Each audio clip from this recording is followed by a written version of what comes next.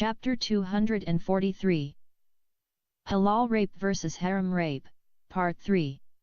The obedience sentence was carried out on the following day by 5 police officers. When Frida, Salah, and Sami learned that Firdaus had been taken away by 5 policemen, they scattered in different directions in the search for her. Unfortunately, none of them had made a right guess, for Firdaus by now was an hour away from Al-Gadarif city. She was sandwiched between 2 policemen, and in front of her sat another couple of cops. Even the driver of the police van was from the same force. All of the 5 were well-trained cops and armed to the teeth. They didn't spend much effort in taking her, except for a few slaps and kicks they gave to her sister Intisar, who tried to resist them. For some time the policemen tried to talk to Firdaus, but she didn't respond, and hence they ignored her and engaged themselves in talking to each other. While they were conversing among themselves, Firdaus' mind was pondering about her friends. The first question that arose in her disturbed mind was, what would they do when they learned about her kidnap? The answer to such a question increased her fear. She thought that they might run to those evil men's houses and murder them all. She also thought that Frida, Intisar, and Sami might put the blame on her boyfriend Salah because he told them that the court will send 3 invitation letters before it sends the policeman to transfer the disobedient wife to the house of her husband. Salah being a lawyer, the friends believed his words. But what he predicted did not happen, and that might lead to division amongst her friends. Nevertheless, she told herself that if all will doubt Salah, she won't. She knew he genuinely loved her, and soon or later he will come for her rescue. She also remembered her sister Frida's words, as long as she lives, that shameless old man will not touch Firdaus. Therefore, she assured herself that her friends will come to her rescue and will expose the wicked conspiracy of her wicked brother Omar and his evil conspirators. While her mind was wandering on those thoughts, she felt the van suddenly stop. She looked outside. She saw a soldier approaching the van with a machine gun in his hands. She understood that they had reached Al-Fao food shacks. When the soldier reached them, one of the 5 cops took out his identity card and said to him, "Inspector Hussein from Al-Gadarif police force. We are 5 policemen on a mission to Khartoum." "Who is that young woman?" asked the soldier harshly. "A disobedient wife. We have to deliver her to her husband at the Hilton Hotel." "Do you have official papers?"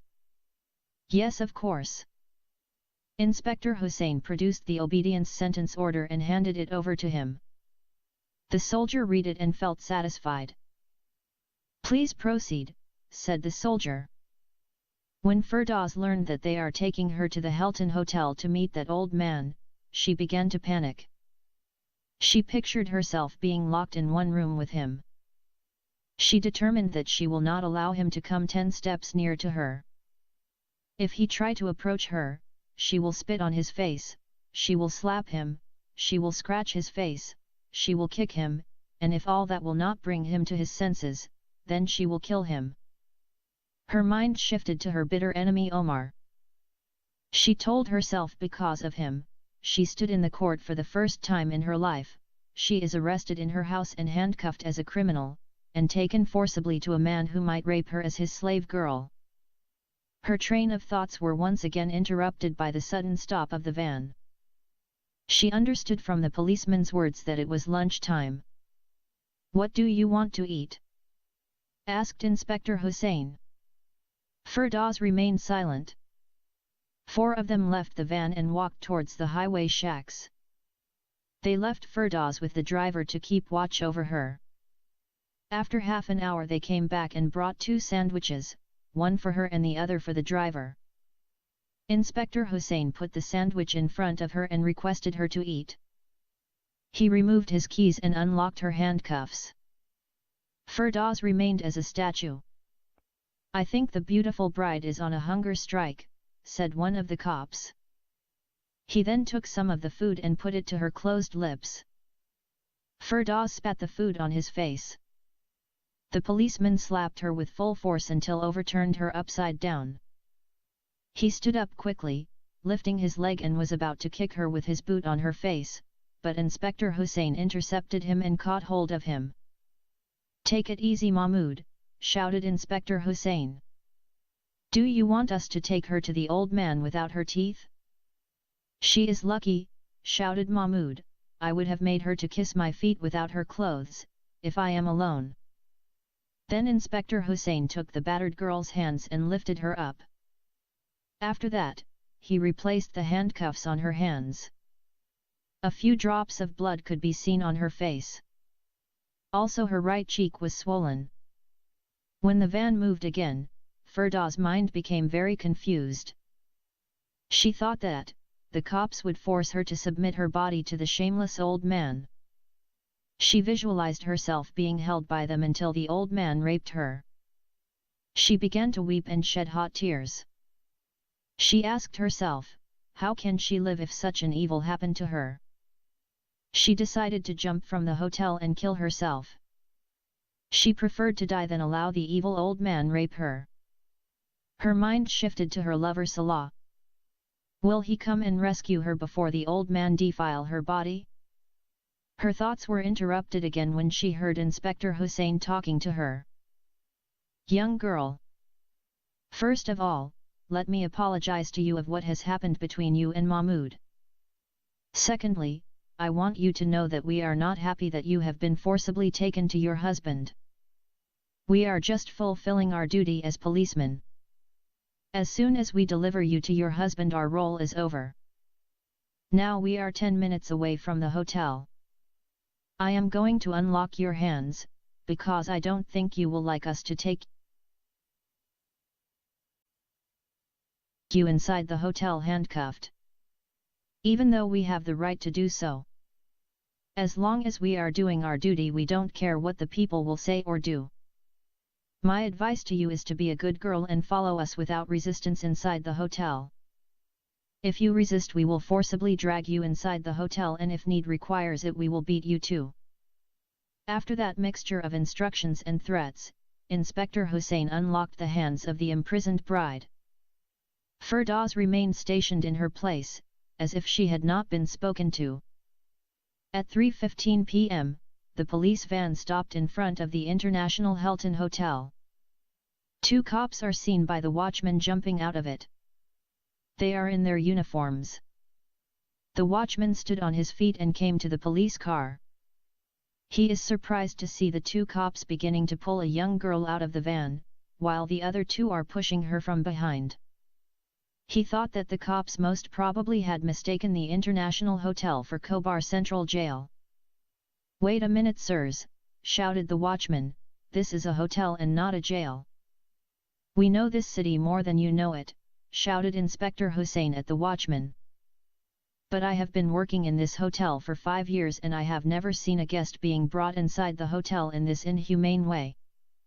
"Listen, Joker," said Inspector Hussain angrily, "we have no time to waste with you. This is a runaway wife and we have an official order issued by the judge of the Sharia court to deliver her to her husband who is staying here. Therefore, if you ask me any more questions or try to hinder us, I will beat you and arrest you. I don't mind to kill you too." "But sir," said the watchman, speaking softly, "this is the main lobby and hence many foreigners are sitting inside. If they have to see you dragging this girl inside the hotel to her husband, it will be a bad testimony for the hotel as well as to our country. What do you want us to do? Do you want us to break the law in order to protect the reputation of your hotel?" "I didn't say that, sir. It will be good if you use the rear entrance." "Show us where is the rear entrance."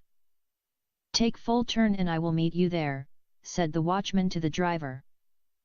After that good advice was accepted, Inspector Hussain ordered his men to drag the girl back inside the van. The driver took a full turn and stopped the van. They saw the watchman unlock the gate. After that, the van was drove inside the hotel's compound. The watchman showed Inspector Hussain the freight elevator, which was used only by the kitchen staff and the housekeepers. The 4 cops dragged Firdaus once again out of the van. They tried to take her to the freight elevator, but she resisted and began to scream. Inspector Hussain put his cricket pad-like hand on her mouth and closed it. He then ordered the other cops to lift up her legs and carry her inside the freight elevator. Two held her hands and shoulders and the other two lifted up her legs while Inspector Hussain continued to close her mouth. In that inhumane way, the lawless men of the Islamic law carried Firdaus into the freight elevator. When they entered the elevator, they let go of her body. Firdaus fell badly on her face. Not one of them bothered to help her stand on her feet. They surrounded her like wild beasts, while she remained lying on her stomach. When the freight elevator reached the 10th floor, it stopped. The cops once again carried her in that same fashion out of the elevator. When they reached room number 13, they knocked on the door. The door was immediately opened from inside. The policeman threw the disobedient wife inside the room and left. After that, the door was closed. Firdaus stood on her feet and looked around. Her eyes spotted the old man standing like Satan the devil by the window. The first thought that arose in her mind was to murder him immediately, before he could touch her. The old man, with big smile on his face, began to walk slowly towards her. Firdaus remained standing in her place and looked at him with eyes full of anger and hatred. When he became close to her, he removed a small box from his coat and opened it. He then took out of it a beautiful necklace, bangles, earrings, and a watch. All were in pure gold. He put the box and the ornaments on a table, but kept the necklace on his hands. "Here are your wedding gifts," said the old man.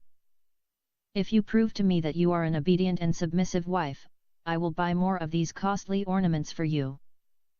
I have also bought for you very expensive dresses and shoes. Whatever you wish to have, I will buy for you. I will keep you in a beautiful house in Khartoum. I will come once in a month to your house. Among all my wives I will love you most. Whenever I go abroad for my business I will take you with me. You shall be allowed to see the whole world. The only thing I require from you is to be an obedient wife." When the old man finished his words, he stepped closer to Firdaus and put the necklace around her neck. As soon as he became within her reach, her delicate hands caught hold of his throat. He struggled to free his throat, but in vain. Firdaus continued to tighten her grip on his throat. He began to kick and hit her body, but she did not let go of his throat. The struggle continued until both fell down. The old man was down and Firdaus on top of him. His struggle ceased and his eyes were opened wide. Firdaus would have needed a few seconds to turn the old man into a dead corpse under her body, but suddenly a heavy blow fell on her head. It was so powerful that it rendered her unconscious. When her hands released his neck, the old man pushed her unconscious body and stood on his feet.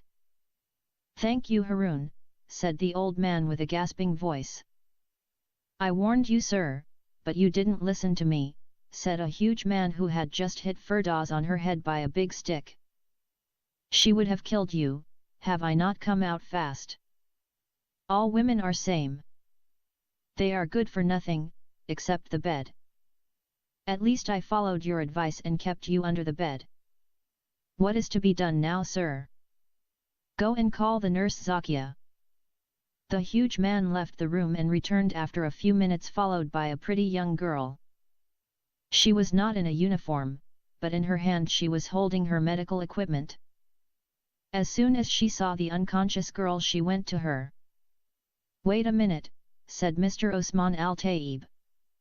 "Before treating her you must first undress her." Without asking any questions, the nurse followed the instructions and hence stripped Firdaus from all her clothes leaving her fully naked. After that, Mr. Osman Al-Taib whispered a few words in Harun's ear. In response, Harun took Firdaus' clothes and locked them in a cupboard and brought out a long rope. He then took Firdaus' hands and brought them behind her back and tied them together. After that, he carried her unconscious body and put it in a double bed.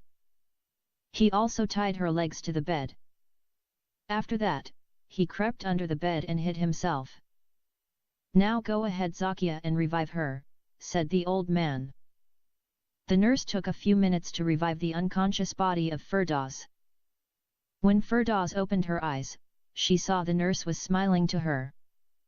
She didn't smile back. Her head was still heavy and badly aching due to the strike. After that, she saw the old man standing behind the nurse with a very angry face.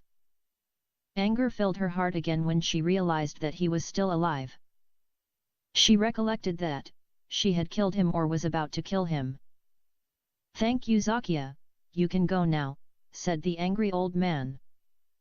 The nurse took her medical box and immediately left the room. The old man looked at Firdaus' naked body with eyes full of lust. She looked back to him with eyes filled with bitterness.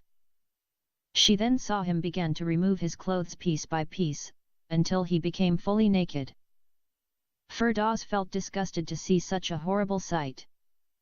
After removing his clothes, the old man came and sat near her on the bed. Firdaus tried to get up and catch his throat again, but she couldn't. She discovered that her hands were behind her back. She struggled to bring them to the front, but she couldn't. She realized that they were tied together. Then she tried to use her legs to kick him away, but she couldn't. She understood that he had tied her legs too. She began to jerk her body violently in order to free her hands and legs. Sadly, all her efforts were in vain. After some times, she became exhausted. Her body was full of sweat and was having a terrible headache. She fell on her back while her heart was beating like a drum. Her heart was filled with great fear and dread. She knew that now she could do nothing to stop him from raping her. She hadn't anticipated that the wicked old man would tie her up like an animal and then rape her. Nevertheless, her eyes were looking everywhere for an escape. The old man remained seated on the bed. She tried again to set herself free, but she couldn't. The old man waited until her resisting strength had gone. He then stretched out his hand and put it on one of her breasts. Firdaus felt as if a vulture claw had taken hold of her breast. When he pressed her breast, she felt as if he was squeezing the blood out of it. It gave her a very ugly sensation, which turned into a severe pain. She closed her eyes to block the ugly sight of the naked old geezer. After that, she felt his other hand caught hold of her other breast, which gave her even more unbearable pain. She opened her eyes again. Her both breasts were shrunk. After that, she saw his face was coming closer to her face in order to kiss her. She felt as if a snake wanted to bite her. She started to swing her head sideways to prevent him from kissing her lips. Even so, he began to kiss her neck, shoulders, and breasts. Firdaus felt as if a mad dog was sucking, licking, and biting her body. Then, she began to feel the weight of his skeleton mounting her body. When he became sure that she could not resist any more, he took hold of her head and pressed it on the pillow. She became motionless. She despised herself. She wished the ceiling would fall and kill her before he would defile her body and rob her of her virginity. When he realized that she could no more swing her head, the old man looked lustfully at her lips. He then brought his mouth closer to her mouth and kissed her cheek. He kissed her forehead. He quickly moved his thin lips to her lips. He began to suck and lick her lips. As soon as the old man's lips touched her mouth, Firdaus bit them. It was such a strong bite that the old man felt as if her teeth were sharp nails, which sunk inch deep inside his thin lips. She kept on biting them, for she knew that it was her last weapon of defense. The old man struggled to release his lips, but he couldn't. He scratched her cheeks and pulled her hair. In spite of all his efforts, she did not let go of his lips. Every effort from his side only increased his pain. He was afraid that she might bite him to death, therefore, he began to kick with his legs. The kicking caused Harun to spring out of his hiding place. When he looked at the bed, he saw the old man was in utter defeat. The wicked man lifted up his hand and again hit Firdaus across her head with his big stick. Firdaus once again fainted. Even though the old man's lips were released, he couldn't move. Harun carried him from the bed and stretched his body on the floor. The evil old man looked like a dead corpse. After that, the wicked man ran out of the room and called the nurse.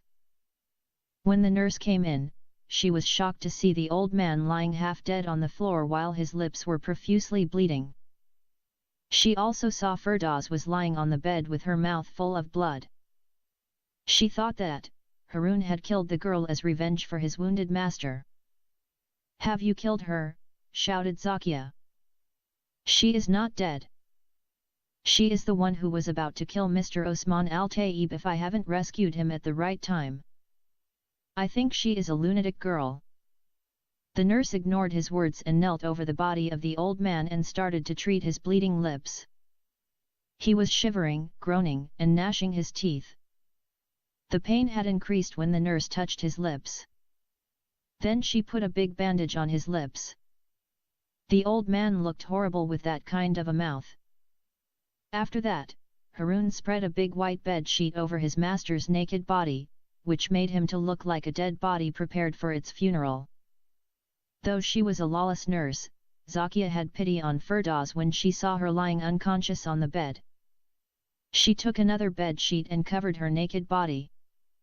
After that, she treated her with much care. She wished that the old man and his wicked servant would not beat the innocent girl again. When Firdaus regained her consciousness, she purposely gave her some sleeping tablets. She told the evil old man and his wicked servant that the girl wasn't in good condition and hence it wasn't advisable to try with her any more that day. The two wicked men believed the nurse and allowed Firdaus to sleep throughout that night.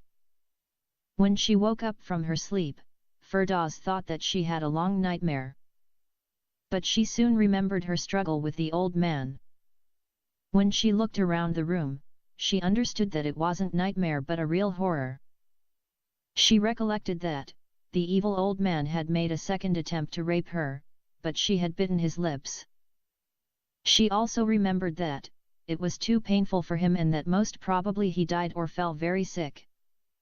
In either case, he must have been admitted to a hospital or buried in a grave. Firdaus wished that the second possibility had occurred. After that, she felt very hungry and thirsty. She had not eaten or drunk anything from the time she had been kidnapped from her house. Firdaus thought that she was still naked and tied up on the bed. Wherefore, she decided to release herself and run away before the old man would come back and rape her. She pulled her right leg violently. She was surprised when her leg moved freely. She tried her other leg and hands and discovered she was no longer bound. She sat on the bed and looked at her body. She found that she had been dressed up. She stood on her feet and went towards the mirror. When she looked at herself in the mirror, she saw a beautiful dress had been put on her. Her neck was ordained with the same golden necklace and her ears with the earrings and her hands with the bangles. Her hair was nicely combed. She looked as a beautiful bride that had been ordained for her bridegroom. She knew all those costly ornaments and the dress belonged to the old man. Therefore, she quickly removed them and threw them on the floor. She began to search for her old dress. She searched the entire room, but she did not find it. She donned again the new dress and walked towards the door and tried to open it. She found it was securely locked from the outside. She knocked on it, but no response. She understood that she had been locked up by the old man. She was feeling very weak and tired. Her thoughts shifted to her hunger and thirst. She felt that she must eat and drink something before the old man will come back. She knew she needed her strength to fight with him in the event that he tried to abuse her again. She waited for very long time for somebody to come in. At last she began to think that the old man was purposely starving her, in order to diminish her strength. She returned to the bed and sat on it. Firdaus spent many hours sitting all alone. When the night came, she became so weak and exhausted. Her fatigue overtook her and hence she fell asleep on the bed. When she got up again it was the morning of next day. She tried to sit up, but she couldn't. In spite of her sleep, she was still dead tired. Her body was shivering with fever. She knew she was sick. She tried again to get up, but she couldn't. She wanted to scream for help, but her voice failed her. When she looked around the room she couldn't see the objects clearly. She was breathing with difficulty. She felt that she was dying. That feeling made her to panic and hence she collected the little strength she had and stood on her feet. Her heart was beating fast and her head was badly aching. Firdaus started to see everything around her was moving fast. She lost her control and fell on the floor. She hurt herself due to the fall. She collected her strength again and crawled on her knees towards the bed. When she reached the bed she pushed her body with much difficulty upwards. Half of her body was on the bed and the other half on the floor. In that miserable position, she remained for a long time.